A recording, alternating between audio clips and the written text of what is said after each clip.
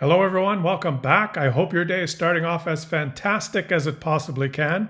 There's more great news for Canada and our economy. Let me start by summarizing some of the nonsense that's dominating the media these days. And I'm speaking of the media as a whole, not just right-wing media or left-wing media, but across the board. They've just bought into the nonsense and they're being led by the nose by the US administration, just regurgitating the talking points that they're given. Here's a headline in CNBC: Trump's tariff deadline is near. Here's a look at countries that have a deal and those that don't. Get this: Trump's suspension of reciprocal tariffs will end on Friday, which means the world could face higher tariffs once again. The US has managed to make only 8 deals in 120 days. Key trading partners without a deal so far include Canada, Australia, and India. And all of that is nonsense because Canada actually does have a trade deal with the United States. It's called the USMCA, and most of our trade is still governed by that deal.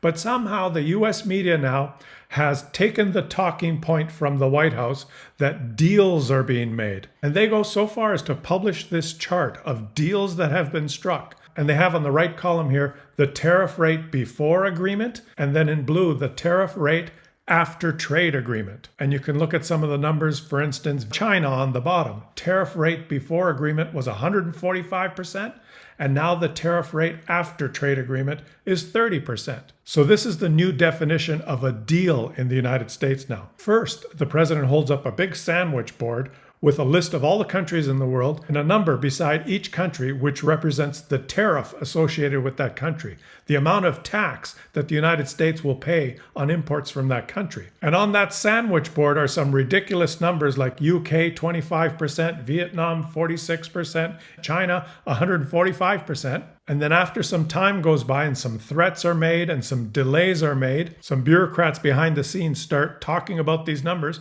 and now they have a new list of numbers. Instead of 145%, it's 30%. So US companies, instead of having to pay 145% tax on Chinese imports, will only have to pay a 30% tax on Chinese imports. This is called a trade deal in the United States now. But as far as the United States' 3 biggest trading partners, as reported here on Yahoo Finance, the Canadian Press, China and the US agree to extend tariff pauses, so delay again after constructive talks in Stockholm. As reported on Reuters, Trump says the Mexico trade deal is extended, delayed, for another 90 days. Mexico will continue to pay a 25% fentanyl tax. He obviously misspoke, and what he wanted to say was US importers will continue to pay a 25% tax on all Mexican imports, which I implemented by executive order using a fentanyl emergency as the excuse. And as reported on CBC News here, our Prime Minister just recently said,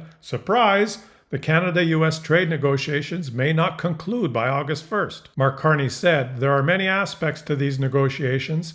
We are engaged in them, but the assurance for Canadian business and Canadians is we will only sign a deal that's the right deal. That's a good deal for Canada. So no rush. But let me go back to this chart and just try and unpack this riddle for you, because it's amazing these days that you can take utter nonsense and ridiculous garbage and package it as news and sell it to people. And I fully believe that there's 150 million Americans that actually believe that their government is negotiating deals with other governments. And the only thing that's really happening now is the United States administration is trying to decide how much it will tax its own people on the import of goods from other countries. And they've successfully sold this to the American people as the government is fighting for you and making these countries pay to do business with the United States. Look, we're going to make the UK pay 10%. We're going to make the Philippines pay 19%. South Korea, they're going to pay 15%, and China's going to pay 30%. And they're just basically fiddling with a number, a tariff, which represents how much tax US importers will pay on goods that are imported from these countries. These are not trade deals.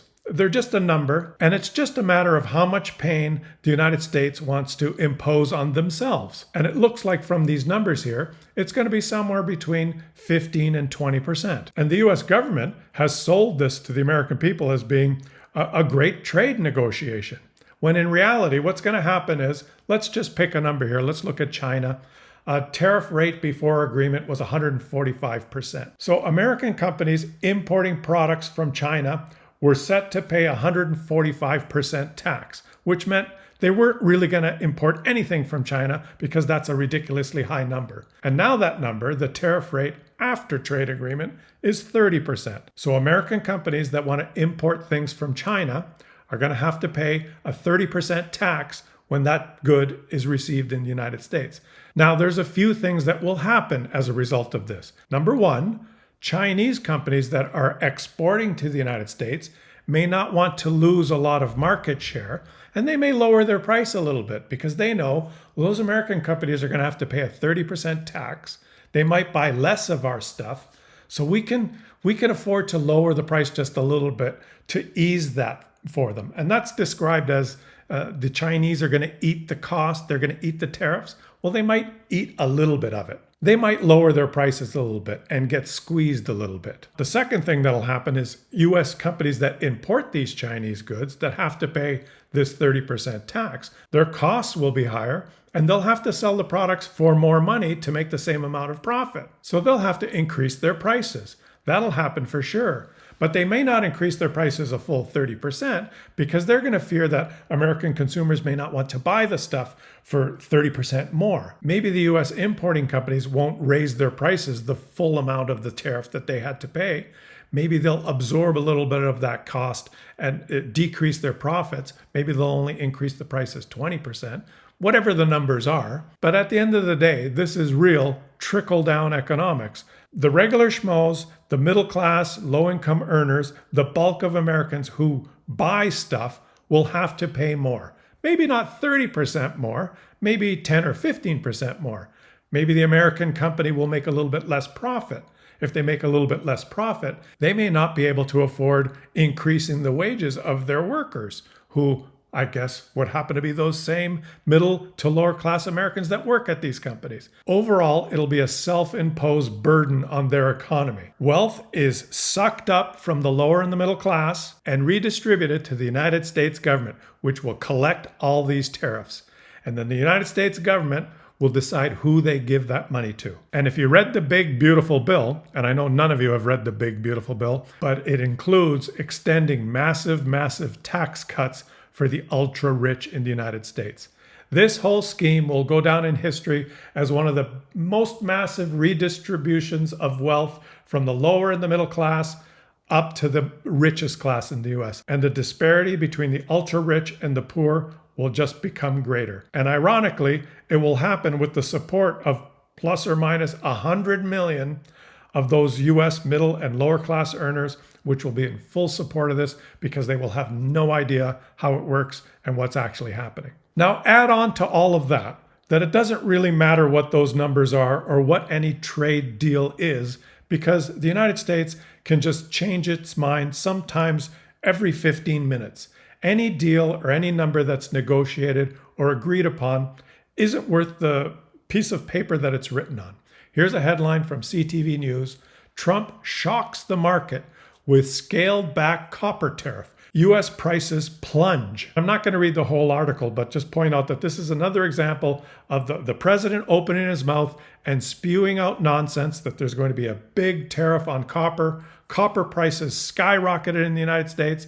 And then when the details came out, it was completely different than what he had said. And quoted here in this article, markets are now busily repricing refined copper much lower after Trump's epic backflip on his own import tariff policy. You can have from 1 minute to another deals completely overturned, rhetoric spewed, and the markets go into chaos. There was a day not so long ago that if someone in politics were to make statements that would affect the market, commodities, or things that you could trade on the market, that in the past was against the law and would be investigated. There would be investigations on who knew this information, who bought before the statement was made, who sold after the statement was made. This stuff was taken seriously years ago, and now it happens almost every day, and it's just reported in the news as, this is news. You could be negotiating a deal with the United States now that you were told had something to do with fentanyl and something to do with the balance of trade or other things that make no sense. And then all of a sudden one day, the president can just say, well, Canada is planning to recognize Palestine as a state. That will make it very hard for us to do a trade deal with them. Any number that you've negotiated in the past or written down or he's held up on a billboard, all of a sudden that's out the window. That's the fog of inflammatory rhetoric that we have to live with day to day. Those are the headlines that you read.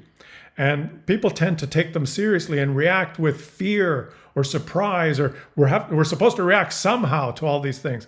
But really, we should just put that aside. This is all the nonsense that's happening. And world leaders have started to realize that just ignore that and go on with business. Start diversifying your trade, start making deals with other countries, and carry on with business. So I've covered the nonsense. Let me show you some real news now that's actually very good for Canada. Reported on CBC News here just recently, the Bank of Canada holds interest rates steady at 2.75% as the economy shows resilience in the face of tariffs. The Bank of Canada held interest rates steady.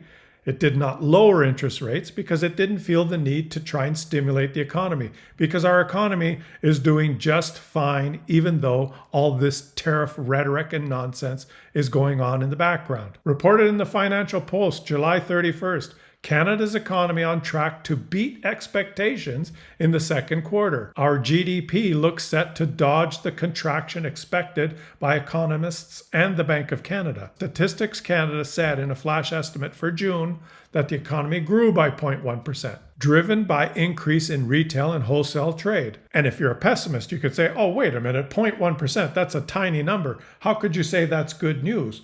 Well, it's good news because almost every economist and the Bank of Canada and most Canadians and most pessimists thought when the United States imposes these tariffs, our economy is going to crater and everything's going to be a catastrophe and we won't be able to survive.